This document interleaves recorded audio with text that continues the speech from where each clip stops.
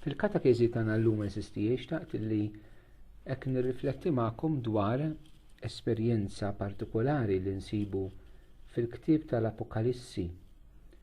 Il-ktieb tal-Apokalissi mhuwiex ktieb illi forsi kif ħafna jippruvaw jassoċjaw jifhmuh dwar l-aħħar tad-dinja, xejn minn dan. Il-ktieb tal-Apokalissi huwa biex ngħidu hekk Alla kif qiegħed jakkumpanja lill-Knisja fil-bidu tagħha, meta għaddejja f'esperjenzi u mumenti differenti, speċjali anke f'mumenti ta' taqlib, mumenti ta' persekuzzjoni mill-Imperu Ruman, kif Alla qiegħed mad il-Knisja bil-qawwa tal-Ispirtu Santu, kif qiegħed iħejji din il-Knisja persegwitata, Knisja li għaddejja mumenti ibsa, sabiex tkun verament dik il-ħarusa sabiħa bla tiknixja ta' Kristu illi tistennieh jiġi lura, akkumpanjata mill-ħidma tal-Ispirtu Santu sakemm tistenna lil Ġesu jiġi lura. U allura b'xi mod nistgħu ngħidu li din il-Knisja tal-Apokalissi hija aħna. Għaliex aħna wkoll qegħdin f'din il-fażi bħala nsara. Aħna bħala nsara u kellna ngħidu x'qegħdin nagħmlu bħala Knisja. Aħna qegħdin nistennew il-Ġesu jiġi lura. Dak li qegħdin nagħmlu. Imbagħad it-tieni mistoqsija tagħna tkun kif nistennew il-Ġesu jiġi lura. Nistennew il-Ġesu jiġi lura billi nibnu s-saltna talla fuq din l-art. Imbagħad it-tielet mistoqsija, kif qed nibnu s-saltna talla fuq din l-art? Nibnuha bix-xandir tal-kelma lura l-evanġelizzazzjoni billi nwasslu n-nies li jemmnu f'Ġesu, allura il-mamudija u siru parti mill-komunità nisranija u bħala membri tal-komunità nisranija jaduraw lil Alla, allura il-liturġija, il-qudiesa, l-għaqda tagħna sieħa ma' Ġesu, jevanġelizzaw ix-xandir tal-kelma, l-eżempju, u jaqdu fl-imħabba, id-djakunija. Dak li hija il-ħajja tagħna eżistijaj qed ngħidha b'mod sempliċi ħafna, nerġa' nirrepetihom dawn għax tajb li konna l-moħħ tagħna ċar nifhmu il-pjan ta' Alla. Aħna bħala Knisja x'qegħdin nagħmlu qed nistennew il-Ġesu jiġi lura. Kif qegħdin nistennew il-Ġesu jiġi lura? Billi nkunu xhieda tiegħu bil-qawwa tal-Ispirtu Santu. Nevanġelizzaw. Nibnu is-saltna talla fuq din l-art. Dak. Nistennew billi nibnu s-saltna. Is-saltna nibnuha billi propju bl-evanġelizzazzjoni, billi ngħinu n-nies jiskopru l-Ġesu, jitamdu, jisiru parti mill-Knisja, jinaqdu ma' Ġesu fil-liturġija, ikomplu jxandru jevanġelizzaw il-marturija, ix-xhieda u jaqdu il-fqir u l-batut ixerdu l-imħabba id-djakonija. Dik hija il-missjoni ta' Knisja. Però fil-bidu tal-ktieb tal-Apokalissi eżistijaj insibu ċirkustanzi fejn l-Ispirtu skużawni jagħti biex ngħidlek 7 messaġġi il-7 knejjes differenti. F'kull knisja hemm messaġġ partikolari li aħna rridu nieħdu għalih. U xtaqt bil-nifqu fuq messaġġ partikolari l-Knisja ta' Efesu. Il-messaġġ li l-Ispirtu jagħtiha. Il-Knisja ta' Efesu li skont l-Atti tal-Apostli anke f'kapitlu 20 insibu il-preżenza ta' San Pawl anke mill-Presbiteri ta' Efesu. San Pawl li qajjem rivel ġewwa Efesu li ma kienx faċli biex jevanġelizza f'Efesu. U li anka wissihom milli meta ħajtlaq huwa se jitlub tal-im folos, etc. Ġifier din hija komunità ta' Efesu illi kienet evanġelizzata minn Pawlu nnifsu. Imma snin wara tirċievi dan il-messaġġ profetiku li l-Ispirtu Santu iwassal permezz ta' anġlu lil fuq il-gżira ta' Patmos li tradizzjoni tattribwixxi l-preżenza ta' San Ġwan. Isimgħu xejdu minn għandu l-Bibja magħkom u dejjem inħeġġiġkom li f'dawn il-katekeżijiet ikollkom il-kelma tal-Alla, għax dak ngħidilkom ikun dejjem mibni fuq il-kelma tal-Alla. Issibu il-ktieb tal-Apokalissi li huwa l-aħħar ktieb, jew minn għandu l-Bibja bl-Ingliż Revelations, ir-rivelazzjonijiet. Kapitlu 2 minn vers 1 sa vers 7. Mela, l-Apokalissi kapitlu 2 minn vers 1 sa vers 7 li jgħidilna hekk. Lill-anġlu tal-Knisja li hemm f'Efesu iktiblu hekk. Dan jgħidlek dak li għandu s-7 kwiekeb f'idu l-leminija. Dak li jimxi fost is-7 kandelabri tad-deb. Jiena naf l-opri tiegħek u l-kedet li tieħu u s-sabar tiegħek. Naf li inti l-ħżiena ma tiflaħx għal-jom u li ġast tħarrix lil dawk li jriduha ta' post li bla huma u sibtom qarrieqa. Naf li stabar tu ġarrabt ħafna minħabba fismi u għadek mejjeċ. Imma kontra tiegħek għandi li jinti ħallejdik l-imħabba li kontu rejt fil-bidu. Ma ressa ġib qudiem għajnejk fiex waqajt. Indem u erġa' qbad l-opri tiegħek tal-bidu. Għax inkolla niġik u neħħilek il-kandelabru tiegħek minn postu jekk ma tindemx. Iżda favur tiegħek għandek li inti tobot l-opri tad-dixxipli ta' Nikola bħalma nobodhom jiena wkoll. Min għandu widnejn ħajjisma' x'jgħid l-Ispirtu lill-Knejjes. Lir-rebbieħ nagħtih jiekol mis-siġra tal-ħajja li hemm fil-ġenna ta' Alla. Eżistijej din it-twissija, din il-kelma li l-Ispirtu jagħti lill-Knisja ta' Efesu hija kelma qawwija jekk nifhmuha fil-profondità tagħha. Nixtieq nieħu xi aspetti minnha u naraw anke kif napplikawhom għalina personali, għal komunitajiet tal-parroċċja, għal komunitajiet reliġjużi, għal prayer groups, għal komunitajiet tal-lajċi, għal komunitajiet ta' saċerdoti, għal Knisja sieħa anke f'Malta. L-ewwel ħaġa sistijej, hawnhekk il-Knisja minkejja li ma kienitx ilha ħafna snin illi bdiet, ftit snin qabel kienu evanġelizzati minn San Pawl, diġà kien jinħass il-bżonn ta' konverżjoni fil-Knisja. Ġifieri dan il-kliem huwa indirizzat mhux in-nies li ma jemnux, nies li diġà aċċettaw il-Ġesu fil-ħajja tagħhom. U diġà kien hemm il-bżonn biex ngħidu hekk ta' konverżjoni kontinwa. Ma kienitx konverżjoni li ssir darba għal dejjem, naraw daqsxejn il-kliem ftit, imma kontra tiegħek għandi. Melissa ġib quddiem għajnejk fiex waqajt. Indem, dawn huma 3 espressjonijiet, imma kontra tiegħek għandi. Ġib quddiem għajnejk fiex waqajt u indem. Propju dawn qegħdin jiddiskrivu dawn il-kliem il-ġudizzju ta' Alla kontra tiegħek għandi. Alla qed juri l-ġudizzju tiegħu. Iridhom jaraw is-sitwazzjoni ġib quddiem għajnejk fiex waqajt u qed jagħtihom is-soluzzjoni l-indiema. Mela Alla li qed iħares u qed jiġġudika s-sitwazzjoni tal-Knisja kontra tiegħek għandi, irid li l komunità ta' Efesu, l-Knisja f'Efesu tiftaħ għajnejha u tara s-sitwazzjoni tagħha, ġib quddiem għajnejk fiex waqajt u qed tiħeġġeġ għall-indiema. Issa jekk l-Ispirtu Santu kien hemm bżonn Knisja fil-bidu ftit snin wara li twildet, kellha bżonn din il-korrezzjoni ta' Alla, din is-sejħa tal-indiema min-naħa ta' Alla. Kemm aktar illum wara 2000 sena, maħbub minn tiegħi. Il-Knisja b'mod ġenerali.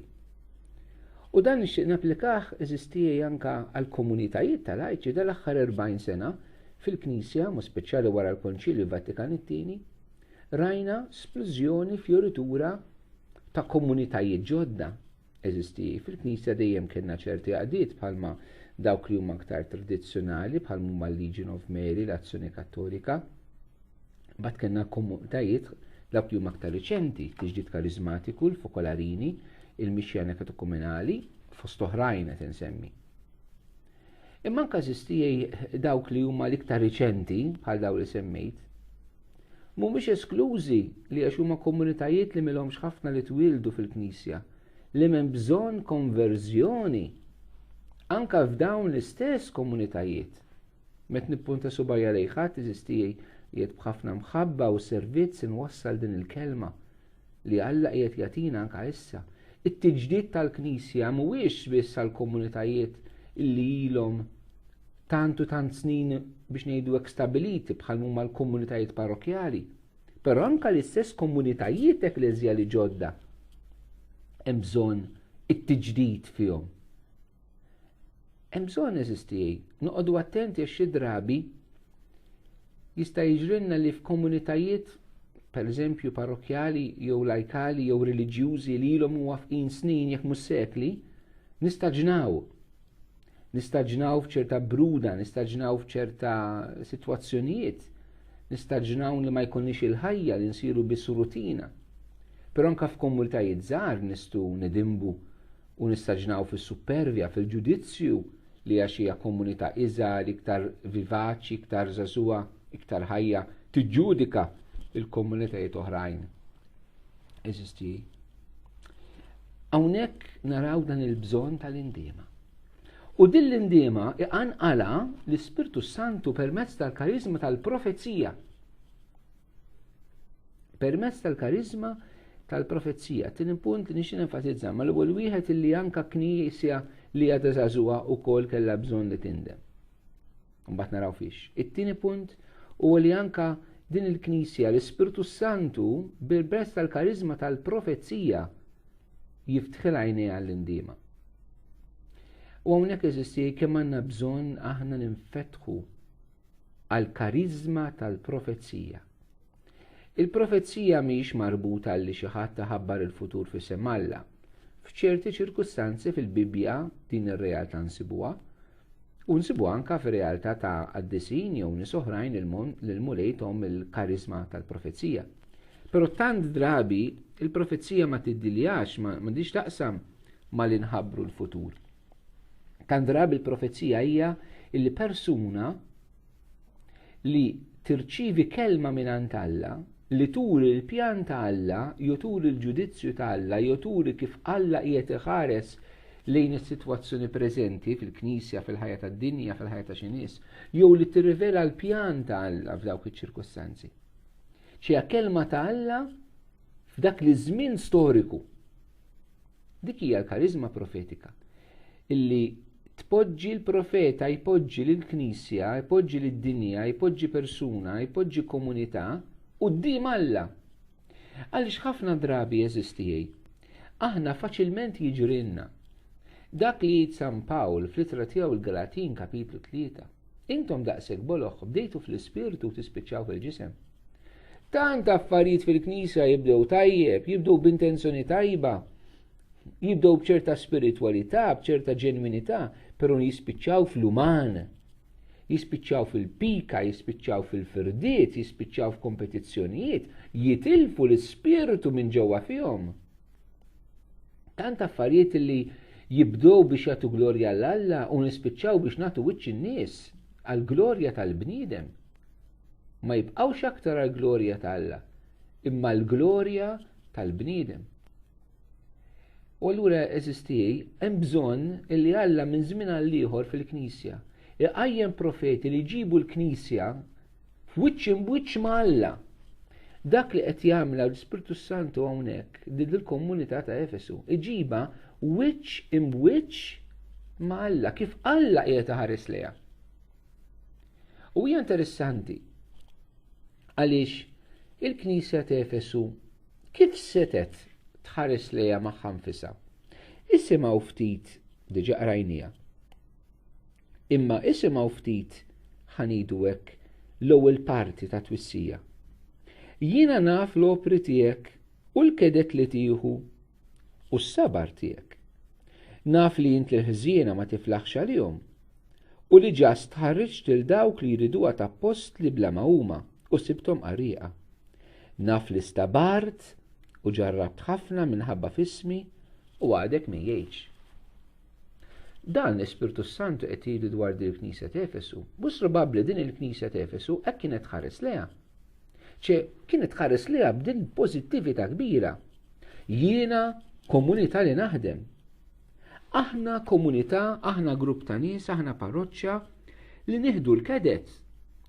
Illi fejn naraw is-setet, fejn naraw l-ereżija, nagħmlu minn kollox biex fil-komunità tagħna, fil-parroċċa tagħna, ma jkollniex ereżiji, ma jkollniex taħwit ta' talim. Aħna komunità li nieħdu ħafna sabar, nieħdu ħafna paċenzja b'xulxin min idejjaqna, min jippersegwitana. Aħna ħżina ma nifilħux għal-jom, aħna kontra l-ħażen, kontra d-dnub.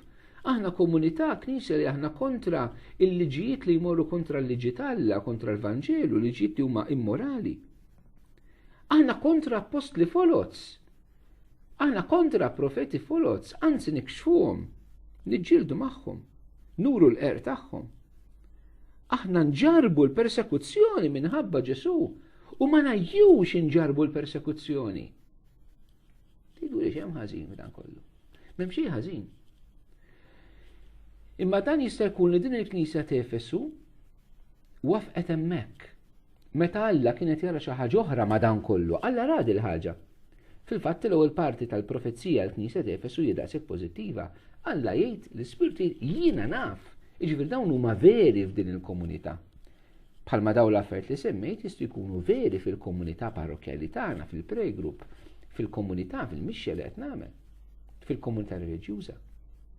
Aħna nitħabtu, aħna nevanġelizzaw, aħna nagħmlu minn kollox biex nġibu n-nies, nagħmlu minn kollox biex il-ħażin inwarbuh.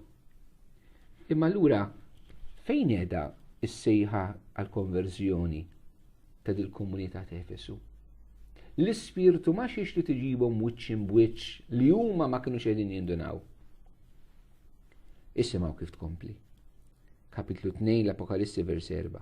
Imma kontra tiegħek għandi li jint ħallejt dik l-imħabba li kontu rejt fil-bidu. Jew inkella traduzzjoni oħra tgħid li ħallejt l-ewwel imħabba, il-first love. U hawnhekk eżisti din hija ċanfira sejħa fina immens. Aħna jista' jkun li din hija s-sitwazzjoni tagħna fil-Knisja. Fil-ħajja tiegħi personali ta' saċerdot, ta' patri, ta' soru, ta' missjonarju, ta' soċjetà tal-mużew, ta' katekista, ta' bniedem impenjat fil-Knisja, ta' bniedem li nimxi. Li l-affarijiet saru drawwa, saru rutina fil-ħajja tal-komunità tiegħek, fil-parroċċja tiegħek, fis-saċerdozju tiegħek. It-tajjeb li qed tagħmel huwa tajjeb imma sar rutina. Tlift il-qalb u l-ġbejna li hija l-imħabba li kellek fil-bidu għal Ġesu. Kemm drabi jeżistijej, aħna pereżempju s-saċerdoti reliġjużi, kull vokazzjoni tibda b'intimità kbira ma' Alla, tħoss il-mulej sejjaħlek mix-xajta. Però kemm faċilment jgħaddi snin u flok nibqu biex ngħidu hekk f'intimità ma' Ġesu li jagħtina l-missjoni, il-missjoni li jkun tagħna Ġesu, allura x-xogħol kollu nagħmlu, jieħu over u nitilfu l-imħabba tagħna tal-bidu li huwa Kristu nnifsu. L-ewwel imħabba tagħna huwa Ġesu innifsu. U dan huwa dejjem ir-riskju eżistijej tal-Knisja. Tal-Knisja li taħdem. Il-Knisja li taħdem, il-Knisja li tippriedka, il-Knisja li tevanġelizza, il-Knisja li tiddialoga mas-soċjetà. Il-Knisja li timpenja ruħha li hija organizzata li tgħin il-fqir, il-batut, l-anzjan, li tippriedka, li tikkatekizza, li tallem it-tfal, li għandha l-iskejjel, li għandha l-opri ta' karità. Il-Knisja dejjem tkun friskju li tibqa' tagħmel dan kollu, però tinsa jew tibret jew twarrab l-imħabba tagħha lejn Ġesu, dik l-intimità mal-mulej. U l-Ispirtu Santu kien hemm bżonn jikxef, anzi jsejjaħ għall-indima, anzi jgħidilha ara fiex waqgħid, xi din ħaġa gravi għall-Knisja. Forsi aħna ma nistgħux ngħidu ma jekk aħna tinħobbu l-proxmu m'aħniex qed inħobbu lil Ġesu. Hija vera per nqogħdu attenti li din ma nabbużawx minnha ma nagħmluhiex rubber band eżisti u nġebduha. Ġesu għalilna biex inħobbu lilu bħala persuna. U għax inħobbu lilu bħala persuna, nistgħu nħobbu anke lill-oħrajn u lil xulxin. Aħna d-disċipli tiegħu Ġesu jgħidilna li minħabba fih iridu nitilfu ħajjitna. Għalih irid ikunna rabta personali. Il-Pitru qallu tħobbni int hija din l-imħabba personali. F'San Ġwan 14 min ħobbni ħares kelmti hija mħabba personali għal persuna ta' Ġesu.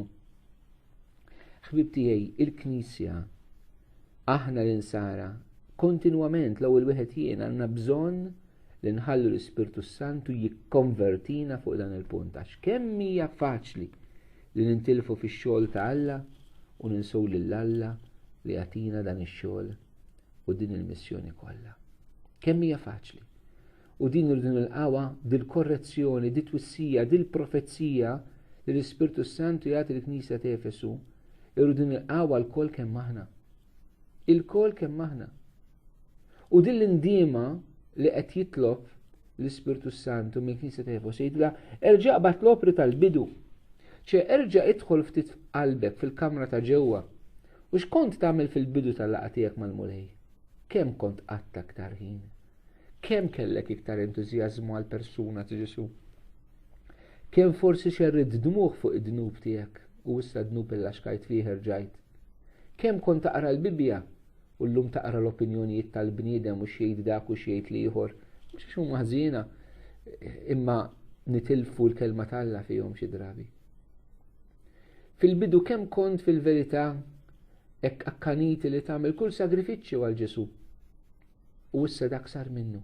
Daw l-opri tal-bidu li kont tagħmel fil-laqgħa tiegħek mal-mulej sar minnhom f'din il-mixja tiegħek. Dan jista' jkun dnub fin eżistijaj li aħna ma ndunawx fih, li ninsew nabbandunaw l-imħabba tal-bidu tagħna lejn Ġesu. Iktar faċli nindunaw jekk nonqsu lejn xulxin għax inħossuna li qed nagħmlu tajjeb. Ma propju dan huwa dnub ta' dil-komunità li tibqa' tagħmel it-tajjeb u tinsa u tibret fl-imħabba tagħha lejn Alla. Dan huwa dnub fin illi d-dinja mhux ħatina narfuh għax id-dinja ma tħobbx il Alla. Dan huwa dnub tan-Nisrani, dan mhux id-dnub ta' min ma jemminx. Għax min ma jemminx il-Ġesu ma jħobbux, imma dnub tan-Nisrani u li xi darba kien iħobb il-Ġesu u issa biret mill-imħabba tiegħu lejn Ġesu. U minn qalbi jekk nixtieq inħallu din il-kelma tiftħilna qalbna.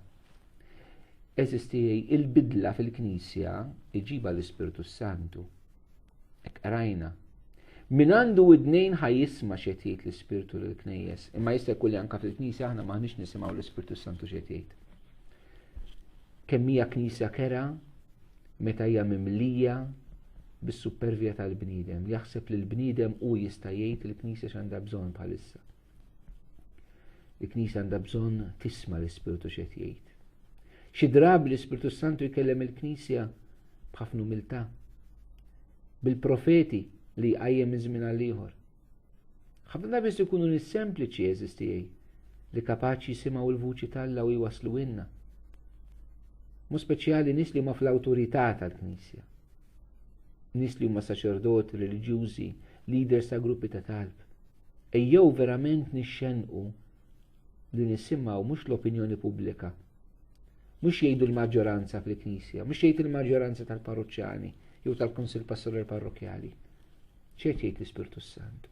Irridu nkunu nies ta' disċerniment għax id-drabi l-iktar nies fil-qalba tal-Knisja huma l-inqas nies li jitolbu. Huma l-inqas nies illi jisimgħu l-vuċi tal-Alla. Imma nies mimlija bi proġetti tagħhom għall-Knisja, għall-komunità, għall-parroċċa. U dan huwa gwaj. Għax dan jistgħu jidhru tajbin, imma mhumiex dak li Alla jrid. L-Ispirtu Santu eżisti. Naf li dan il-kliem ma jinżilx tajjeb ma' kulħadd, però verità li qed inxandar. Minix hawn biex nintoġob imma biex inxandar il-kelma ta' Ġesu. L-Ispirtu Santu jsaffi l-Knisja mument għal ieħor meta jqajjem il-profeti tiegħu u jġelu l-Knisja tkun wiċċ imwiċċ ma' Alla. Ma' Alla. Mhux mal-bniedem, mhux mas-soċjetà, ma' Alla. Illum faċilment eżisti daħlet il-mentalità li rridu nkunu accountable u hija tajjeb. Anke l-Knisja tkun accountable għall-bniedem tal-lum, għall-awtoritajiet ċivili, eċetera. Hekk għandu jkun. L-Knisja bħala anke fuq livell umani mhijiex lil mill-istituzzjonijiet umani u mir-rule of law. Però daqskemm hija accountable għall-bniedem, qabel il-Knisja accountable quddiem Alla eżisti. U rridu naraw li nafusna kif il-mulej qed jarana. U nisimgħu dak l-Ispirtu qed jgħidilna. Jista' jkun aħna ma rridux nisimgħu l-Ispirtu x'qed jgħidilna għax irridu nibqgħu kif aħna. Ma rridux naraw fiex waqajna, ekidinna fiex waqajna. Ma rridux nindmu. U speċjali dan id-dnub li nkunu tlaqna l-imħabba lejn Ġesu u waqt li nibqgħu nagħmlu l-affarijiet tal-Knisja stess. Inti tista' tkun saċerdot li tqaddes kuljum u tlift l-imħabba tiegħek lejn Ġesu. Inti tista' tkun soru li għadek taqdi l-morda tal-tfal fl-iskola u tlift l-imħabba tiegħek lejn Ġesu. Inti tista' tkun katekista tal-mużew jew katekista tal-parroċċa li tallem kuljum it-tfal id-dottrina u tlift l-imħabba tiegħek lejn Ġesu. Inti tista' tkun persuna ta' familja li taħdem għal-familja tmur il-qudies imma tlift l-imħabba tiegħek lejn Ġesu kollu sar drawwa.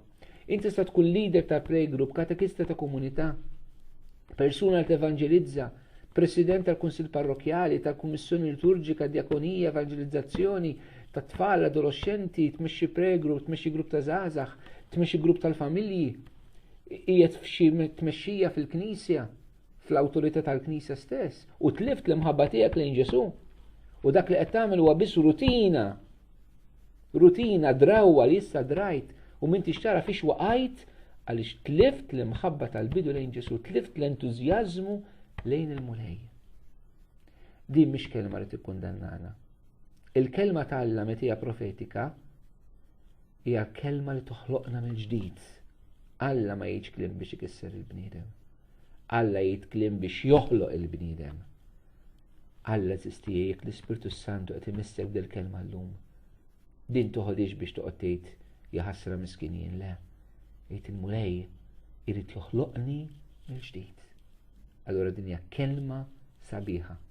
Ejjew nilqgħuha l-ewwel weħdina ħalli inħallu l-Ġesu jagħmilna dawk il-persuni li jixtieqna nkunu il-maħbubin tiegħu għax jrid ikun l-arus u l-maħbub tagħna. Nixtieq eżisti dan l-ispirtu nħeġġiġkom